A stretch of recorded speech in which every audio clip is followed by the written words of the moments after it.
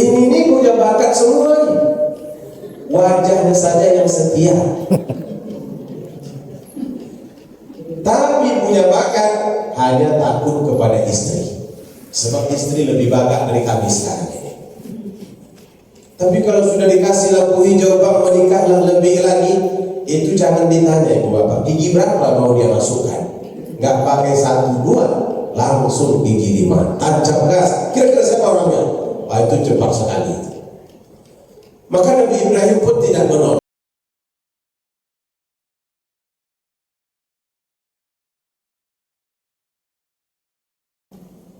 Bismillahirrahmanirrahim. Assalamualaikum warahmatullahi wabarakatuh. Alhamdulillahi rabbil alamin, wal aqibatu lil muttaqin, wassalatu wassalamu ala asyrafil anbiya'i wal mursalin wa ala alihi wa sahbihi ajma'in. Puji syukur sama-sama kita sampaikan kepada Allah yang telah melimpahkan rahmatnya kepada kita. Hari ini kita berada di tanggal 9. Ada perbedaan dengan Arab Saudi yang hari ini sudah tanggal 10. Orang selalu bertanya, kok berbeda-beda begitu, kenapa? Sama kasusnya dengan penentuan awal Ramadan. Di dalam hadis Nabi Shallallahu Alaihi Wasallam mengatakan bahwa puasa Arafah itu dapat mengampuni dosa yang lalu dan dosa setahun yang akan datang. Tetapi di dalam penentuan kapan Arafah itu terjadi, jawabannya tanggal 9. Lalu ukurannya apakah Arafahnya atau tanggal 9-nya? Bagaimana cara menentukannya? Di dalam penentuan ibadah dan termasuk tanggal di dalam agama kita, itu selalu digunakan metode ru'yah. Ru'yah itu artinya melihat bulan. Karena dulu belum dikenal lagi dengan teknologi-teknologi seperti sekarang. Maka yang digunakan itu hanyalah melihat. Kata Nabi, sumu li ru'yatihi, berpuasalah kalian karena sudah melihat bulan, waftiru li ru'yati, dan berbuka serta berhari rayalah karena sudah melihatnya. Fa in ghamma alaikum, kalau sekiranya tak terlihat juga karena awan mendung dan lain sebagainya, maka kata Nabi, fakmil iddata Sya'ban 30, cukupkanlah jumlah bulan Sya'ban 30. Ini kasusnya pada bulan Sya'ban. Allah juga berkata di dalam Al-Quran, faman syahida minkumus syahra falyasum, siapa yang sudah melihat bulan maka hendaklah berpuasa. Jadi kasus hari Arafah sama seperti kasus bulan suci Ramadan. Sehingga fenomenanya terjadi, ada bulan itu yang terlihat di satu tempat tapi tidak terlihat di tempat yang lain. Pertanyaannya kemudian muncul, apakah yang tak terlihat itu juga wajib untuk melaksanakan apa yang mesti dikerjakan? Ulama kita tidak sepakat. Sebagian bilang kalau sudah terlihat di tempat yang lain ya wajib, tapi sebagian yang lain lagi mengatakan sampai kita terlihat baru wajib. Nah, fenomena ini memang tidak akan pernah usai, karena memang sudah begitu ditinggalkan Allah dan ditinggalkan Al-Quran. Lalu intinya bagaimana? Silahkan memakai salah satu di antara keduanya. Mau bertarwiyah, mau berarafah hari ini silahkan karena tanggal 9. Yang berarafah kemarin juga silahkan karena hari Arafah. Hal-hal begini ibu bapak tidak boleh kita masuk sampai ke ranah seolah-olah pasti, karena sesuatu yang diperdebatkan itu tanda ketidakpastian. Kalau sesuatu itu tidak pasti, maka tidak boleh ada klaim pasti. Sebab mengklaim sesuatu yang tak pasti jadi pasti, itu akan menyebabkan kontroversi yang terlalu tajam di antara umat Islam. Maka kalau kita mau mengambil salah satu di antara keduanya, silakan saja. Ustaz-ustaz kadang-kadang malah beruntung. Kalau 2 kali hari raya sebulan, 1 tahun, dapat dia 2 kali khutbah hari raya. Jadi hari ini khutbah, semalam khutbah di Pekanbaru, besok khutbah lagi di tempat yang lain. Ada yang begitu, tapi saya tidak. Saya cukup sekali saja, karena materi khutbah itu cuma untuk sekali khutbah. Setelah itu tidak bisa dipakai lagi.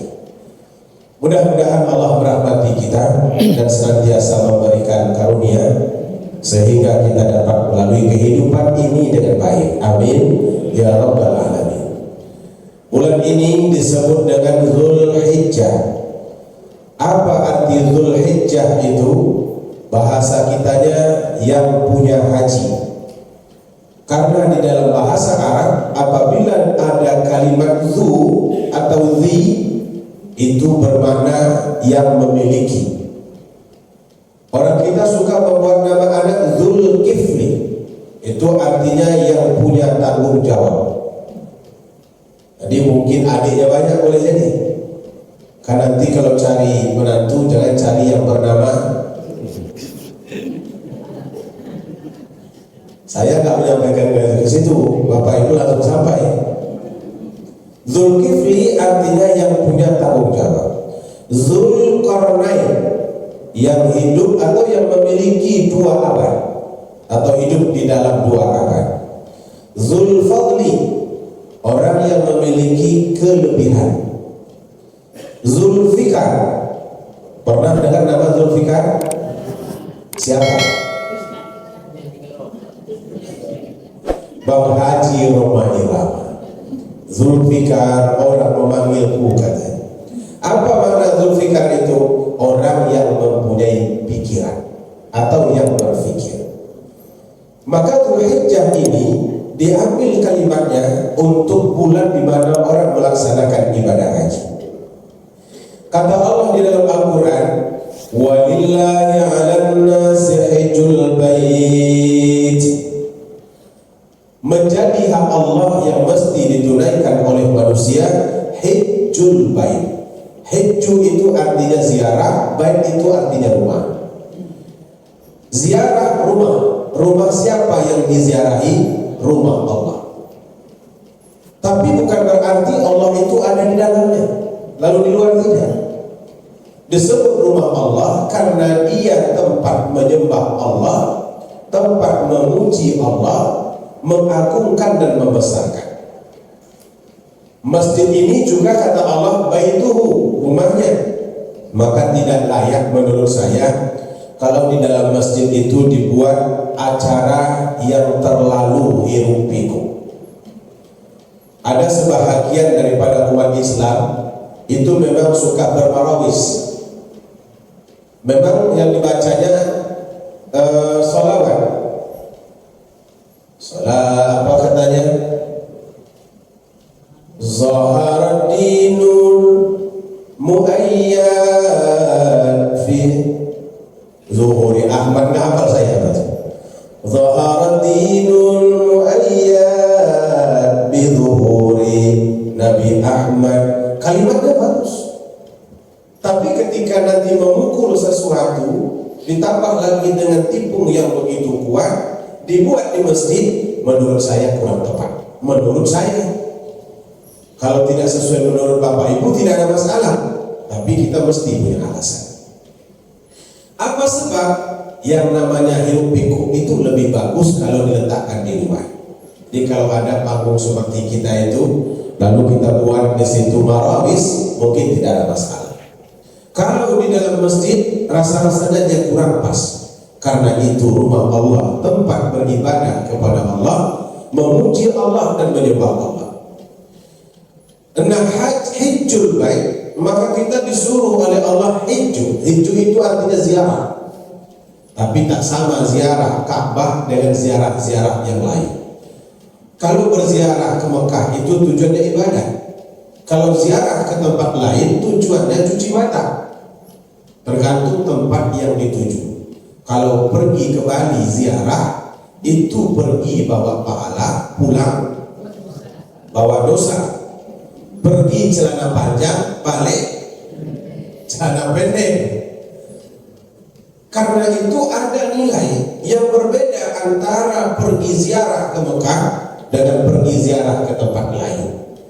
Orang pergi ziarah ke Mekah ini penuh dengan hayatan, perasaan dan lain sebagainya. Nampaknya pun bukan main lamanya. Berangkat dengan pakaian putih, di sana berpakaian putih, pulangnya juga berpakaian putih. Ada khasnya yang tidak sama dengan yang lain. Nah, kenapa kita mesti berziarah ke sana?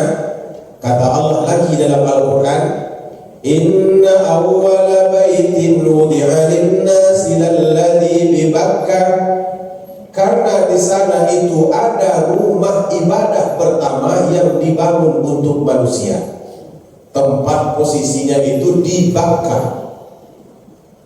Rumah ibadah pertama di situ. Ada pertanyaan, siapa yang membangun? Ulama kita sibuk mencarinya dalil, karena pasti ditanya oleh umat. Kalau memang di situ ada rumah pertama yang didirikan, yang bangun siapa? Apakah Nabi Adam? Atau seperti yang kita ketahui dalam Al-Quran seolah-olah Nabi Ibrahim? Maka mulailah mereka menganalisa menurut model bahasanya. Karena wudi'a itu sifatnya pasif. Muncullah pemikiran bahwa kalau begitu yang membangun Ka'bah itu bukan manusia, karena ia dibangunkan untuk manusia. Sama seperti saya, ibu bapak ibu bangunkan saya rumah, kira-kira saya ikut nggak bangunnya? Enggak. Tapi sudah jadi, Ustaz, silakan masuk.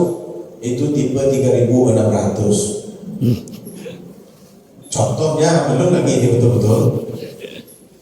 Artinya saya tidak ikut, tapi dibangunkan untuk saya.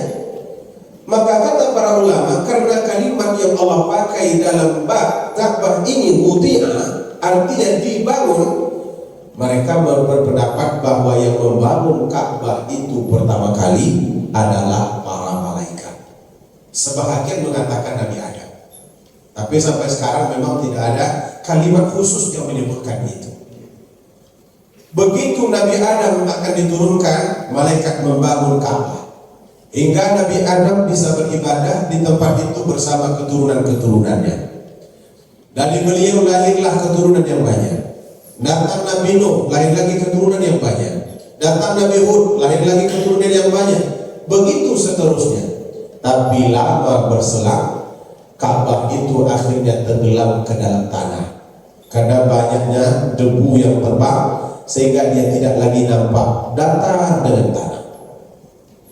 Oleh Allah ternyata sudah ada rencana, ada kaderisasi yang dibentuk untuk membangun kembali Ka'bah itu atau meninggikan. Siapa dia? Ibrahim. Allah sebutkan dalam Al-Quran, wa ahidna ila Ibrahim wa Ismail an tahhira baitiya lit-ta'ifina wal-akifina war-ruka'is sujud. Kami janjikan kepada Ibrahim dan Ismail supaya mereka berdua membersihkan tempat rumahku, supaya orang bisa beribadah, tawaf, ruku dan sujud. Itu kata Allah Ta'ala. Maka lahirlah Nabi Ibrahim di Irak. Jadi Nabi Ibrahim itu bukan orang Arab Saudi, orang Irak. Tumbuh beliau di situ sebagai seorang nabi untuk mendukung dakwah, menikah beliau dengan Sarah. Itu istri pertamanya. Memang ada istri kedua? Ada. Orang Arab kalau istrinya satu itu cewek. Itu tidak hebat. Karena di sana itu sudah menjadi budaya. Kalau ada laki-laki badannya sehat, duitnya cukup, satu istrinya. Yang risau itu bukan dia, istrinya yang risau. Abang badan sehat, duit banyak, masa istri satu, tambah dong. Maka biasa di sana kalau orang itu beristri dua. Bapak-bapak yang kepengen beristri dua biar aman, pindahkan. Insya Allah tidak ada komentar. Tapi kalau masih di sini beristri dua, azab bini baru itu dibuat orang. Pergi nanti ke majelis taklim, jangan dekat-dekat, ada pelakor. Ibu-ibu lah Muliaga, sakit hatinya itu luar biasa. Nah, beliau menikah dengan Sarah, tapi dakwah di Irak begitu berat. Yang ditantang bukan hanya orang musyrik, tapi juga ikut keluarga. Sampai-sampai kita dengar Nabi Ibrahim itu dilemparkan ke dalam api karena ingin dibunuh. Maka akhirnya beliau memutuskan untuk hijrah dari Irak pindah ke Palestina. Ada yang mengatakan beliau bermukim di Bethlehem. Ada juga yang menyebutkan beliau bermukim di Gaza. Cuman keterangan RT sampai sekarang belum ada. Dia warga mana? Kalau tidak di Gaza, di Bethlehem. Nah, disitulah beliau mulai menyebarkan dakwah secara normal. Kadang-kadang dibawa di istrinya, kadang-kadang ditinggalkan di rumah. Nah, satu ketika dalam perjalanan dakwah yang dia bawa istrinya, dia bertemu dengan sekelompok orang. Ada yang mengatakan mereka ini pemberontak. Dan orang ini telah menangkap seorang perempuan yang berasal dari Mesir, anak pembesar Mesir. Nama perempuan itu Hajar. Ketika bertemu dengan Nabi Ibrahim bersama istri, bos dari kelompok ini melirik-lirik Sarah, karena Sarah itu cantik seperti Tamara Blenzski. Ustaz pernah lihat? Belum. Lalu kok bisa bilang dia cantik? Gimana? Ya, mustahil lah istri Nabi jelek. Istri Nabi mesti cantik. Kita yang bukan Nabi juga, istri kita cantik-cantik. Minimal menurut kita sendiri. Jadi digodanya Sarah ini. Macam-macam lah, tidak ditulis, tidak disebutkan gaya menggodanya bagaimana, itu terlalu detail pula. Tapi Sarah ini kemudian mengatakan, aku berlindung kepada Allah dari godaan kalian. Mendengar kalimat itu, orang tadi ini menjadi ragu. Ini perempuan sepertinya sangat terpelihara. Maka setelah itu mereka bawalah perempuan yang ditangkap itu, lalu dihadiahkan kepada Sarah. Karena kami melihat engkau ini perempuan yang baik, perempuan yang suci, terpelihara, maka kami hadiahkan kepada engkau seorang perempuan untuk membantu. Karena memang biasanya kalau kita melihat perempuan itu agak kara, tak berani juga kita mendekat. Hai merah, apa merah-merah? Takut kita itu, tapi hai juga, call me, miss you, sudah. Itu jadi kalau begitu. Nah, Sarah yang biasa memang sudah terpelihara karena dia istri seorang nabi, akhirnya mendapat hadiah seorang pembantu namanya Hajar. Lama waktu berselang, Hajar Sarah pun berbicara kepada Ibrahim karena dia tidak punya anak setelah 10 tahun menikah. Apa kata Sarah? Nggak tahu ya. Ini panggil bunda atau cu nih? Cu gitu. Ya pokoknya begitulah. Kenapa tidak menikahi Hajar? Biar kita punya anak, supaya dakwah ini ada yang meneruskannya. Nabi Ibrahim nggak menjawab, karena kadang-kadang kami sebagai suami ini segan pula kami mengiyakan kalau berlebihan di depan istri itu. Tapi biasanya yang seperti ini dijamin tidak ditolak. Kalau sudah ada tawaran untuk nambah, dijamin tidak ditolak. Setuju tidak itu bapak-bapak? Ya sudah selesai. Ini punya bakat semua nih. Wajahnya saja yang setia. Tapi punya bakat, hanya takut kepada istri. Sebab istri lebih bakat dari kami sekarang ini. Tapi kalau sudah dikasih lampu hijau bang menikahlah lebih lagi, itu jangan ditanya ibu bapak, gigi berapa mau dia masukkan. Gak pakai 1, 2, langsung gigi 5, tancap gas. Kira-kira siapa orangnya? Itu cepat sekali. Maka Nabi Ibrahim pun tidak menolak. Akhirnya beliau menikahi Hajar sebagai istri yang kedua. Ternyata memang Hajar Allah kabulkan. Lahirlah seorang anak dari pernikahan itu, diberi nama Ismail. Bukan main senangnya hati Nabi Ibrahim. 10 tahun menunggu anak, sekarang sudah dapat. Kemana-mana yang teringat itu anak. Pulang dari ceramah nanti yang dilihat itu anak. Dicium-ciumlah anak. Tapi baru saja kebahagiaan itu mereka dapatkan, turun perintah Allah yang pertama. Apa perintahnya? Pindahkan Hajar dan Ismail ke Mekah. Sementara jarak Mekah dan Palestina itu 1.500 kilo. Dan Mekah ketika itu belum lagi ada tanaman sedikit pun. Yang ada cuma pasir tandus, bebatuan yang memang menjadi perhiasan tanah Saudi itu. Maka Nabi Ibrahim merenung, baru saja bahagia harus berpisah dengan anaknya. Tapi beliau memang tidak memberikan penolakan sama sekali. Dibungkuslah pakaian, disiapkan segala perlengkapan, dipilih onta yang paling kuat. Hajar bertanya, kita mau kemana? Kita mau ke satu tempat yang cukup jauh. Maka bersiaplah. Disiapkanlah seluruh perkakas-perkakas di bawah yang mungkin dibawa. Tupperware,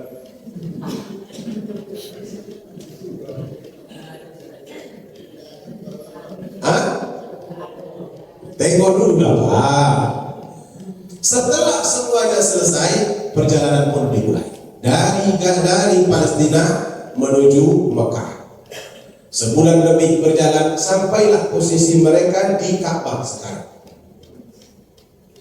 Di situ Nabi Ibrahim menurunkan Hajar. Tapi Hajar melihat, kenapa kami diturunkan di sini? Diturunkan yang Hajar, diturunkan Ismail, diturunkan semua barang-barang. Ditanya Hajar, Ismail, kenapa kita singgah di sini? Nabi Ibrahim tidak berkata-kata apa-apa, diam saja. Setelah semua barang turun, Hajar turun, Ismail juga turun, Nabi Ibrahim naik lagi ke atas untanya. Mulai Hajar risau, Ibrahim, kenapa kau tinggalkan kami di sini? Nabi Ibrahim juga tidak menjawab dan dia mulai berjalan.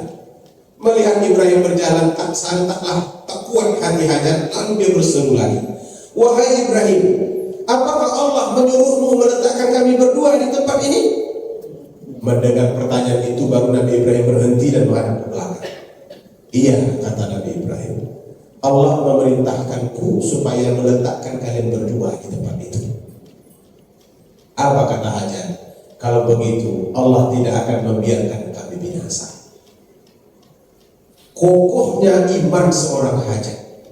Padahal tempat itu tidak ada sedikit pun tanaman. Jangankan pohon, rumput pun tidak. Hanya bebatuan. Tapi dia yakin kalau memang ini perintah Allah, katanya Allah tidak akan membiarkan kami binasa di tempat ini. Itulah kehebatan seorang Hajar. Dan sekarang tidak akan kita temukan lagi wanita seperti itu. Wanita sekarang jangankan ditinggalkan di tempat yang sunyi, di tempat yang paling ramai itu kalau lambat kita menjemputnya itu mobilnya sepanjang jalan. Pergi dia ke mall 2 jam dan kita bapak-bapak nggak juga masuk-masuk. Begitu kita jemput, oh itu jangan ditanya, jangan disinggung-singgung, betul itu bahaya. Sepanjang jalan mulut manyun, ini pipi membengkak macam buntal. Ditanya suami, kenapa diam saja? Diam. 2 jam aku nunggu bang, 2 jam, abang kemana? Di telepon gak masuk, telepon gak masuk. Makanya orang itu menciptakan handphone itu bang, hand, tangan, pon. Makanya handphone itu di tangan, ini letakkan dalam tas. Mana yang dengar saya telepon? Kami kalau sudah begitu gaya istri ngomong yang membawa ke ibu-ibu, bagus kami diam saja lagi. Yang penting antarkan dia pulang, keluarkan gentengannya, bawa ke dapur. Kalau ada ikan yang mau dibersihkan, kami bersihkan. Nggak usah dengar lagi, biarkan saja, karena tidak berhenti sendiri. Hajar yang seperti itu akan pernah kita temukan lagi. Tapi rupanya Nabi Ibrahim tetap dengan naluri manusianya, meninggalkan anak di tempat yang sangat sepi, akhirnya memberikan tekanan kepada beliau. Tapi tekanan itu beliau adukan kepada Allah. Apa katanya? Rabbana inni askantu min dzurriyyati, ya Allah, aku tinggalkan anak-anak dan anakku dan istriku biwadi ghairi zizatin, di lembah yang tidak ditumbuhi apa-apa pun ya Allah, inda baitikal muharram, di sebelah rumahmu yang mulia. Jadi Nabi Ibrahim sudah tahu bahwa itu posisinya posisi Ka'bah, karena sudah diberitahu oleh Allah Ta'ala. Maka beliau tutup doanya, faj'al af'idatan minan nas, jadikanlah hati manusia yang Allah tahwi ilaihim, cenderung kepada mereka berdua. Ini doa kalau kita lihat kondisinya ibu bapak unik. Kenapa unik? Kalau anak istri itu ditinggalkan di pasar, lalu kita meminta supaya orang cenderung kepada mereka, lumayan masuk akal. Ini diletakkan di tempat sepi, disuruh orang cenderung. Siapa yang bakal cenderung ke sana? Nggak masuk kepada akal. Tapi rupanya untuk urusan Allah Ta'ala tidak mesti semuanya masuk akal. Idza arada syai'an ayyakula lahu kun fayakun. Kalau Allah menghendaki satu hal terjadi, maka dia tinggal mengatakan kun, jadi maka jadilah. Akhirnya inilah yang Allah kabulkan untuk Nabi Ibrahim. Setelah beliau pergi balik ke Palestina, tinggallah Hajar dan Ismail di tempat itu. Cuaca begitu panas, tidak ada perbekalan untuk jangka panjang. Yang ada cuman korma yang memang sudah disediakan dari awal, ada dendeng. Orang Arab juga bukan dendeng, Bapak Ibu. Cuman bukan dendeng balado. Daging itu dikeringkan.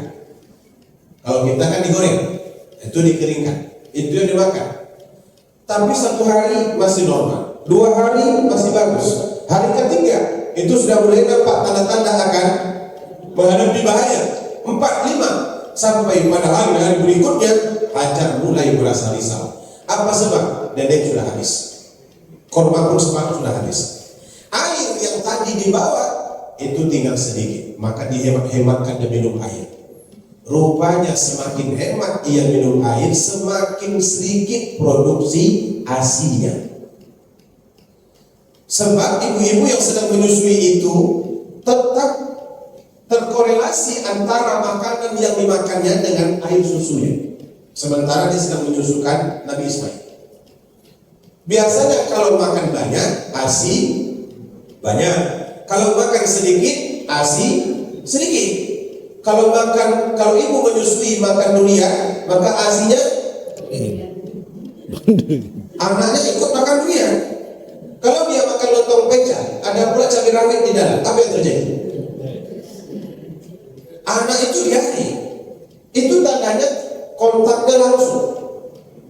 Maka ketika Hajar mulai meminum dengan sedikit, masalah muncul ketika ASI-nya tidak cukup. Nabi Ismail menangis secaki-cakinya karena kehausan.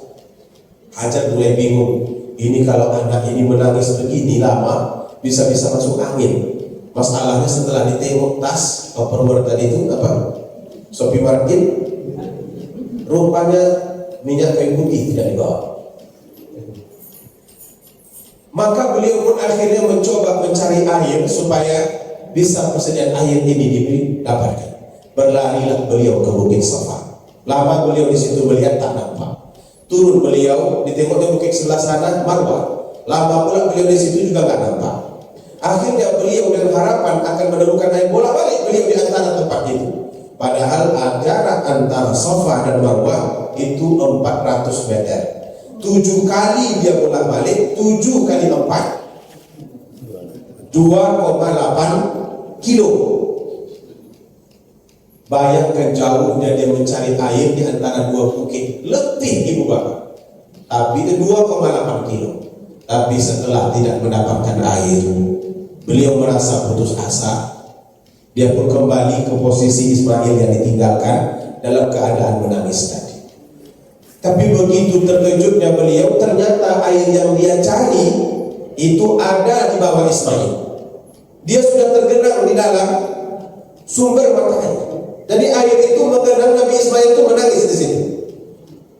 Di situ beliau bersyukur, Masya Allah. Dari mana air ini? Kelihatanlah ada mata air yang keluar di bawah kaki Ismail. Ada yang mengatakan bahwa keluarnya mata air itu karena hentakan kaki Ismail. Kalau saya tanya, menurut Bapak Ibu logis tidak? Masuk akal tidak bahwa hentakan kaki Nabi Ismail mengeluarkan matahari? Kurang semangat jawabannya, kayaknya mau berkorban ini. Logis? Kenapa? Pertama, telapak kaki bayi itu kecil. Berapa lebar sebuah telapak kaki bayi? Kalau kaki bayi orang kita kena beratnya cuma 2,5 kilo, 3,5 kilo maksimal, 2 jari. Taruhlah kena dia orang Arab, kita tambahlah jarinya menjadi 3 jari. Tapi yang namanya bayi tetap tidak punya kekuatan untuk menghentakkan kaki. Nangis kaki ke atas, gak mungkin hentakan kakinya sampai mengeluarkan mata air. Jangankan bayi, kita yang hadir ini semuanya, nanti jam 7 keluarlah dari masjid ini, hentakkanlah kaki di depan rumah sampai sore nanti. Kira-kira yang keluar gak mata air? Air keluar tidak? Ada, tapi bukan dari bawah, dari atas keluar. Artinya memang tidak mungkin. Tetapi oleh Allah, itulah cara mengabulkan doa Nabi Ibrahim tadi. Faja'al afidatan minan nas tahwi ilaihim. Jadikan hati manusia cenderung kepada mereka, ya Allah. Cara Allah untuk membuat hati manusia cenderung, dimunculkannya mata air. Apa sebab? Manusia di mana ada air, pasti mereka akan berkumpul di tempat itu. Dulu Pekanbaru ini mana pusatnya? Pasar Bawah, bukan Panam ini. Kalau sempat di Panam ini belum ada sumur bor, sumur gali, pasti kita hijrah ke Pasar Bawah semuanya. Macam mana mau hidup? Maka berkumpullah di Pasar Bawah itu semua. Cina ada, Melayu ada, Minang ada, Batak ada, karena di situ ada Sungai Siak dekat. Itu sumber air. Maka setelah mata air itu muncul, datanglah pedagang-pedagang dari Yaman yang memang sudah biasa lewat di tempat itu. Tapi hari itu mereka terkejut. Ada mata air dan ada genangan air yang cukup luas yang sebelumnya tidak pernah mereka temukan. Mereka heran, sejak kapan air ini ada di sini? Setiap bulan kita pergi pulang di tempat ini tidak pernah ada kelihatan air. Kok sekarang ada? Tiba-tiba Hajar keluar dari tempat, dari rumahnya, tempat persembunyiannya bersama anaknya, dan mereka minta izin kepada Hajar, boleh tidak kami berkemah di tempat ini? Boleh, kata Hajar. Itulah pertama kali manusia cenderung kepada kedua orang ini. Allah kabulkan doa itu. Jadi cara Allah itu unik, ibu bapak. Nah ternyata orang yang datang ini menyebarkan beritanya dengan cepat, dikirimnya melalui WhatsApp. Ada pula yang membuat foto. Alhamdulillah, sekarang ini kan di mana air, foto ada di sana. Alhamdulillah, kami sedang berada di Sungai Gelombang, di Sungai Hijau, di Pulau Cinta. Jadi beredar begitu cepat di kalangan para pedagang. Yang sudah sampai ke Syam, mereka menyebutkan di daerah Bakkah ada air. Yang masih berada di Yaman, mereka juga menyebutkan di daerah Bakkah ada air. Orang ramai di situ. Maka mereka pun selalu menggunakan tempat itu sebagai tempat beristirahat oleh para pedagang. Kalau para pedagang sudah bertemu, nggak mungkin mereka diam saja di dalam tenda. Pasti mereka akan berinteraksi. Yang namanya para pedagang, pasti dia bertanya dagangannya apa. Maka ditanya satu-satu. Pergi ke tenda sebelah. Antamine, dari mana?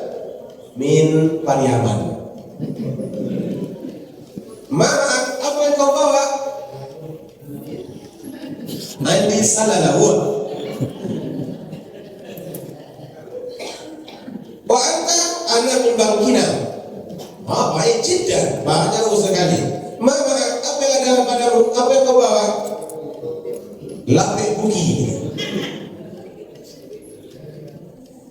Akhirnya terjadilah transaksi jual beli. Orang Pariaman dapat lepat bugi, orang Bangkinang dapat salah. Istilahnya begitu lah ibu bapak.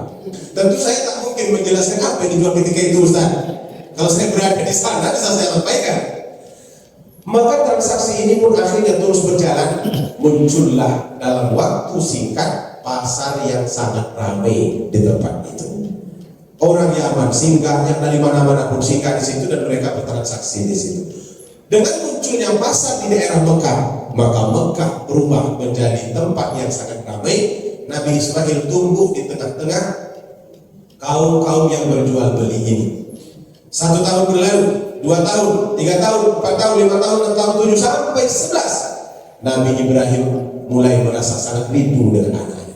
Kayaknya tidak bisa lagi ditahan. 11 tahun lamanya. Kalau 11 tahun itu sudah besar ya. Kelas 5 SD. Apalagi orang Arab. Udah jenggotan. Maka datanglah beliau setelah 15 tahun meninggalkan Nabi Ismail di Makkah. Begitu bahagianya beliau menengok anak dulu yang masih bayi, sekarang sudah bisa dipeluk dan dibawa kemana-mana. Mondar mandir, kalau jalan sore-sore naik sepeda itu dibawa Nabi Ibrahim. Kalau naik motor juga dibawanya. Ada yang aneh Pak? Hah? Aneh tidak? Kalau ada yang aneh diam saja. Jangan dikomentari. Dalam hati cukup. Mana ada motor Ustaz? Apalagi dibawa naik yang buaya-buaya itu. Sampai beliau merasa hidup kembali. Malam dibawanya anak itu tidur dan selalu bercerita. Tetapi baru saja mulai kebahagiaan kali kedua ini dirasakan, perintah Allah yang lebih dahsyat turun lagi. Melalui mimpi yang dia lihat pada saat tidur, seolah-olah dia menyembelih Nabi Ismail. Pagi itu beliau bingung cara menyampaikannya. Apakah disampaikan atau tidak? Lalu dipanggilnya lah anaknya. Apa kata Nabi Ibrahim? Inni ara fil manam, wahai anak. Malam tadi ayah bermimpi. Anni adbahuka, seolah-olah ayah sedang menyembelihmu. Fanzur madza tara. Maka kira-kira bagaimana pendapat? Nabi Ibrahim pikir anaknya ini akan menolak karena dia masih sangat kecil. Di luar dugaan justru Nabi Ismail malah menyetujui. Apa katanya? Ya abati fa'al ma tu'mar, satajiduni insyaallah minas sabirin. Wahai ayah, lakukanlah apa yang diperintahkan kepadamu. Engkau insyaallah akan mendapatiku menjadi orang yang sangat sabar. Tak masuk rasanya ke dalam pemikiran Nabi Ibrahim pun diam. Tapi perintah ini tetap harus dilaksanakan. Maka diasah pisau. Istri tidak diberitahu ini kenapa pisau itu diasah. Dia cuma ngasah pisau. Setelah itu Nabi Ismail pun dibawa ke tempat penyembelihan yang sudah disiapkan. Beliau agak bawa agak jauh. Istrinya juga tidak diberitahu. Karena kalau diberitahu kan jadi nanti. Di tengah jalan beliau bertemu dengan seorang laki-laki tua yang berusaha menghalang beliau bagaimana supaya jangan sampai perintah ini dilaksanakan. Ibrahim, coba engkau pikir, mana ada di atas dunia ini ayah menyembelih anak. Mimpi itu katanya bunga tidur, bukan firman Allah. Kalau engkau laksanakan juga, apa kata manusia nanti? Ibrahim membunuh anaknya. Nabi Ibrahim yang memang sudah yakin itu perintah Allah, akhirnya mengambil batu dan melempar laki-laki tua itu. Ternyata yang tua itu syaitan. Bukan maksudnya orang-orang tua yang semua yang tua syaitan, tidak. Tapi yang hadir pada waktu itu laki-laki tua. Cuma kalau tinggal muda yang muncul itu tak diterima alasannya. Oleh agama kita diabadikanlah semangat Ibrahim dalam menjalankan perintah itu. Ketika dia melempar syaitan itu, sekarang dibuat melontar jamrah. Yang hari ini ulul jemaah kita berada di sana melontar jamrah. Cuma yang dilontar sekarang itu bukan lagi syaitan, tapi batu yang dimasukkan ke dalam sumur yang bulat ada tiang di tengah. Hanya sebagian umat Islam memahami bahwa yang lempar itu tetap syaitan. Maka ketika berada di Musdalifah mencari batu, dia berusaha mencari batu sebesar mungkin. Karena katanya supaya sekali lempar setannya mati. Nah begitu melempar nanti lemparannya bukan main kuat. Bismillah, ya Allah, Akbar. Bukan yang masuk ke sumur sebelah, kena dari orang. Bukan main senangnya hatinya. Alhamdulillah akhirnya kena juga setan oleh saya. diabadikan sampai sekarang begini. Maka akhirnya sampailah ayah dan anak ini di tempat penyembelihan yang posisinya agak di atas bukit supaya tidak kelihatan. Nabi Ibrahim mengikat anaknya dan dibaringkan di atas tanah. Dikeluarkanlah pisau dan mulailah diletakkan di lehernya. Dipejamkan mata. Kalimat-kalimat pujian kepada Allah pun dibaca. Bismillahirrahmanirrahim. Dia pun menggesek leher anaknya itu dengan pisau yang baru saja dirasa. Setelah selesai, dia buka mata, ternyata yang di depannya adalah kibas. Beliau kaget, mana Nabi Ismail? Dilihat, rupanya anaknya berdiri di sebelahnya. Apa kata Allah Ta'ala? Salamun laka ya Ibrahim. Selamatlah engkau wahai Ibrahim. Selamatlah engkau wahai Ibrahim. Hadza bala'un mubin. Ini hanya sekedar ujian Ibrahim. Tidak sungguh-sungguh bahwa kami ingin engkau membunuh anakku. Selamat, engkau telah melalui ujian itu dengan sukses. Dipeluknya lah anaknya dan kemudian mereka kembali ke rumah. Coba bayangkan kalau sekiranya terjadi sembelihan itu, Ibu Pak. Itulah sekarang yang diabadikan oleh agama kita menjadi korban yang ada pada hari ini. Besok insya Allah kita laksanakan. Dulu yang dikorbankan itu Nabi, sekarang tidak, lembu, kambing dan lain-lain sebagainya. Maka setelah selesai, perintah Allah kedua datang lagi. Memang Nabi Ibrahim ini betul-betul dihujani perintah. Apa kata Allah? Wahai Ibrahim, tinggikan. Sekarang saatnya meninggikan Ka'bah dari pondasinya. Ada dalam Al-Quran. Wa idh yarfa'u Ibrahimul qawa'ida minal baiti wa Ismail. Ingatlah kata Allah ketika Ibrahim dan Ismail meninggikan Ka'bah dari pondasinya. Mana pondasinya? Tak nampak karena dia sudah datang. Maka ditinggikan. Sebab itu ulama kita mengatakan yang membangun itu bukan Ibrahim. Yang membangun pertama Ibrahim hanya sekedar meninggikannya dari pondasi seperti yang disampaikan Allah dalam Al-Quran. Supaya orang-orang bisa beribadah kembali ke tempat itu, maka proyek pun dimulai. Nabi Ibrahim melakukan perintah Allah dibantu oleh Nabi Ismail. Karena umur Ismail ini masih 11 tahun, sementara bangunan Ka'bah yang mau dibangun itu agak tinggi, agar dia bisa mengulurkan barang atau material kepada ayahnya, dibangun dialah tempat berdirinya supaya sampai. Tempat berdiri itu sekarang dibuat melengkung. Itulah Hijr Ismail. Jadi Hijr itu batu artinya. Batu tempat berdirinya Nabi Ismail untuk mengulurkan bahan kepada ayah. Setelah selesai, sepertinya ini tidak ada catatan sejarah, tapi kalau kita lihat posisi, sepertinya Nabi Ibrahim mundur beberapa meter dan melihat apakah sudah lurus atau belum. Tempat berdirinya itu pun juga diabadikan. Diletakkan di situ satu barang, namanya sekarang Maqam Ibrahim. Jadi Maqam itu bukan kubur. Maqam itu tempat berdiri, diambil dari qama. Tadi imam kita akan sholat, muazzin kita bilang qad qamatis sholat, ayo berdiri mendirikan sholat, ayo berdiri mendirikan sholat. Jadi qama maqam itu artinya tempat berdirinya Nabi Ibrahim. Nah, selesai, ukurannya sudah selesai, sudah ideal sesuai dengan zamannya, maka turun perintah selanjutnya. Apa kata Allah? Wa adzim fin nasi bil hajji ya'tuka rijalan wa ala kulli dhamirin yatina min kulli fajjin amin. Juga ada dalam Al-Quran. Panggillah manusia Ibrahim untuk melaksanakan haji. Ini Ka'bah sudah selesai ditinggikan. Panggil mereka untuk melaksanakan haji. Ya'tuka rijal. Niscaya mereka akan datang kepadamu dalam keadaan berjalan kaki. Wa ala kulli dhamir, dan ada yang berkendaraan min kulli fajjin amin, dari penjuru yang jauh.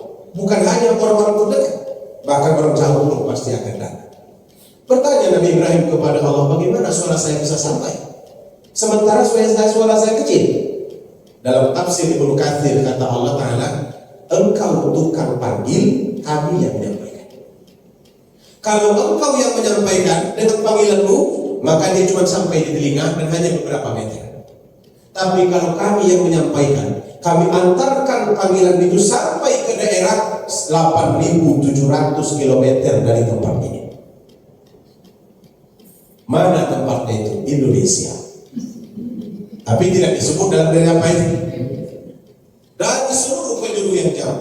Ada orang Indonesia pernah mendengar panggilan Nabi Ibrahim? Tidak. Lalu kenapa kita begitu kepengen datang ke sana? Allah meletakkan rasa rindu itu di dalam hati kita. Hingga orang ibu bapak pulang dari Mekah itu capek. Jarang yang tidak demam. Tapi begitu dia sembuh, Pak, mau nggak ke Mekah lagi? Mau dong. Apa yang membuat bapak mau ke Mekah? Saya tidak tahu. Ada rasa rindu dengan suasana yang seperti baru saja dilalui. Jadi rasa rindu itu Allah tanamkan di dalam hati umat hambanya sehingga kita begitu termotivasi. Akibatnya ibu bapak yang ingin datang ke sana itu bukan orang kaya, orang miskin pun ingin. Hingga jadwal tunggu sekarang di Indonesia itu sampai 30 tahun. Karena yang menunggu akan berangkat itu 6,5 juta. Sementara kuota yang diletakkan oleh pemerintah Arab Saudi lebih kurang 200.000 lebih. Tahun ini 240, agak lebih sedikit. Tapi biasanya 220.000, 215, 225, kisaran seperti itu. Maka kalau kita mendaftar hari ini, itu sampai nanti 30 tahun ke depan baru berangkat. Jadi kalau kita mendaftar di usia 69, maka berangkatnya nanti setelah usia 96. Kalau 96 itu sudah menghembus-hembus. Berjalan sedikit, tidak payah. Untungnya pemerintah kita buat kebijakan agar semua orang yang ingin berangkat haji dapat kesempatan. Yang tua-tua kita prioritaskan. Maka orang tua mendapat kesempatan dahulu. Cuman masalahnya muncul lagi klaster. Tahun ini yang berangkat tua, tahun besok tua, tahun ketiga tua juga.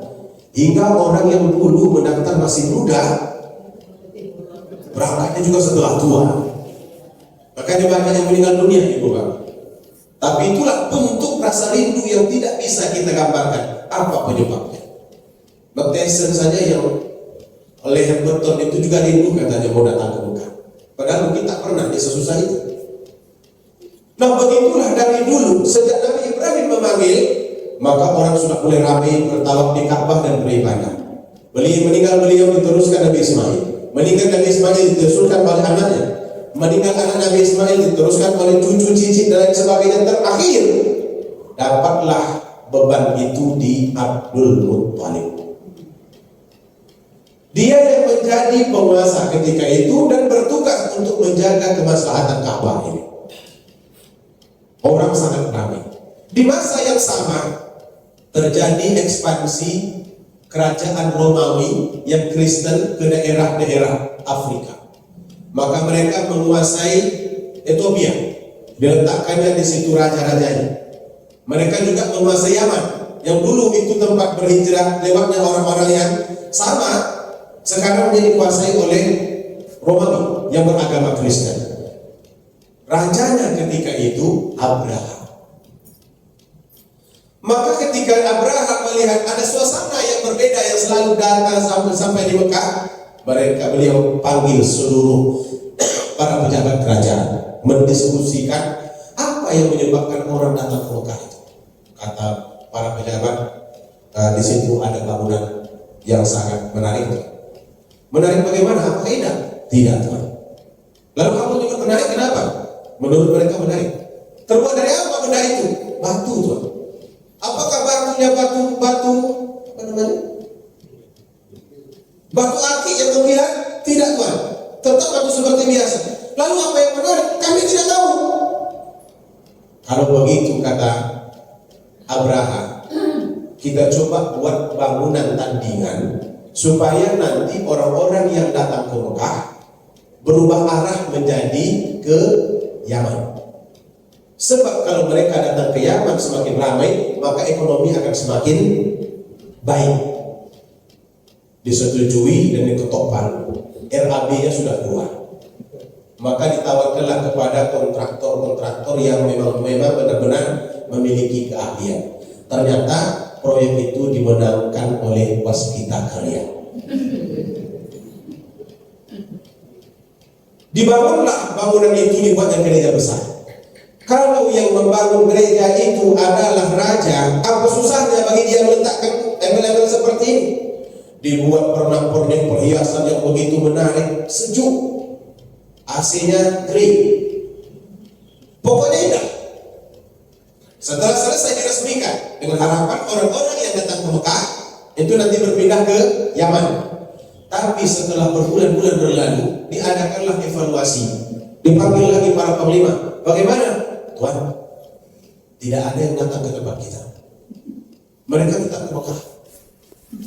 Apa kita kurang bagus? Bagus, Tuan. Tak cantik? Cantik, Tuan. Lalu apa yang menyebabkan mereka tetap datang ke Mekah? Kami tidak tahu. Kalau begitu, kata Abraham, cuma satu cara agar mereka tidak lagi datang ke Mekah: robohkan Ka'bah itu. Dan ternyata ide itu yang menjadi keputusan. Maka dikumpulkannya tentara, dan mereka juga membawa 13 ekor gajah. Dalam catatan, dia yang mengendarai yang paling besar, ingin merobohkan Ka'bah. Bertolaklah mereka dari Yaman. Tapi begitu sampai di daerah perbatasan kota Mekah, Allah yang memang sudah dari awal mengatakan bahwa itu rumahnya, tidak mengizinkan Abraham ini memasuki kota Mekah. Ditahannya kaki untuk kaki gajah-gajahnya. Allah kirimkan kepada mereka burung ababil sehingga mereka binasa. Alam tara kaifa fa'ala rabbuka bi ashabil fil alam yaj'al kaidahum fi tadlil. Dan seterusnya sampai ke ujung. Abdul Muthalib sudah tua. Ini Ka'bah perlu diteruskan oleh generasi selanjutnya. Siapa yang akan memeliharanya? Maka lahirlah pada saat itu Nabi Muhammad Sallallahu Alaihi Wasallam. Ini diteruskan ceritanya atau gimana nih Bapak Ibu? Udahlah dah. Namanya sekali dalam waktu. Jam 4 lewat 60. Jam 6 lewat 20. Lahir Nabi Muhammad, beliaulah akhirnya yang akan mengelola Ka'bah ini. Hanya ketika beliau di Mekah kondisi tidak kondusif, maka pindah beliau ke Madinah. Hijrah meninggalkan Mekah. Tahun pertama turun perintah puasa, turun perintah sholat dan perintah puasa. Tahun kedua turun perintah zakat. Tahun ke-6 Allah turunkan perintah haji. Wahai Muhammad, kembalilah ke Mekah, hendaklah engkau menunaikan ibadah haji. Nabi pun memanggil semua umat untuk melaksanakan ibadah haji. Dalam pelaksanaan ibadah haji itu diabadikan kembali semua yang pernah dilakukan oleh Nabi Ibrahim bersama Ismail dan bersama Hajar, menengokkan hubungan yang begitu rapat di antara kedua orang ini, termasuklah ibadah kurban. Maka dia memerintahkan, kalau kalian berhaji dengan cara santai, hendaklah kalian mengorbankan 1 ekor hewan. Dan perintah itu pun akhirnya Allah respon dengan menurunkan ayat yang umum, inna a'tayna kal kautsar, sesungguhnya kami sudah memberikan engkau nikmat yang banyak, fasalli, hendaklah engkau salat, wanhar, dan berkorbanlah. Setelah Nabi menyuruh, mengalir semua aturan itu sampai kepada jemaah Masjid Arafah Pekanbaru. Besok insya Allah kita akan berkorban. Selamat melaksanakan ibadah korban. Itulah sejarahnya Ibu Bapak, kenapa korban itu sampai ke kita pada hari ini. Mudah-mudahan apa yang kita sampaikan ini bermanfaat. Ada kelanjutan ceritanya cukup panjang, tapi kita sambung di hari raya korban tahun depan. Ingat-ingat saja lah di mana ujung cerita ini. Nanti tinggal disambung saja lagi, insya Allah. Mari sama-sama kita tutup dengan membacakan doa. Semoga Allah Ta'ala memberkahi kita. A'udzubillahi minasyaitonir rajim. Bismillahirrahmanirrahim. Alhamdulillahirabbil alamin, wassalatu wassalamu ala asyrafil mursalin wa ala alihi wa sahbihi ajma'in. Ya arhamar rahimin, ya arhamar rahimin, irhamna. Ya Allah, ya Tuhan kami, ampunkanlah dosa kami ya Allah, ampunkan dosa kedua orang tua kami, sayangilah mereka sebagaimana mereka menyayangi kami di waktu kecil. Ya Allah, tanamkanlah semangat berkorban di hati kami sebagaimana semangatnya Nabi Ibrahim Khalilullah. Berikanlah kesabaran di hati kami sebagaimana sabarnya Ismail dan Hajar, dan berikanlah kemurnian dan sejahtera kesucian di hati kami sebagaimana Engkau memberikan kesucian kepada Nabi Muhammad sallallahu alaihi wasallam. Hari ini kami berada pada hari ke-9 ya Allah. Kami sedang berpuasa. Besok kami akan melaksanakan ibadah kurban. Terimalah ibadah kurban kami ya Allah. Jadikanlah ia kendaraan bagi kami di hari akhirat. Jadikanlah ia sebagai penaung bagi kami dari panasnya terik mataharimu nanti di hari akhirat ya Allah ya Rabbal Alamin. Rabbana taqabbal minna du'ana innaka antas samiul alim wa tub 'alaina innaka antat tawwabur rahim. Rabbana atina fid dunya hasanah wa fil akhirati hasanah wa qina adzabannar. Sallallahu ala sayyidina Muhammad wa ala alihi wa sahbihi wa sallam walhamdulillahi rabbil alamin. Taqabbalallahu minkum minna wa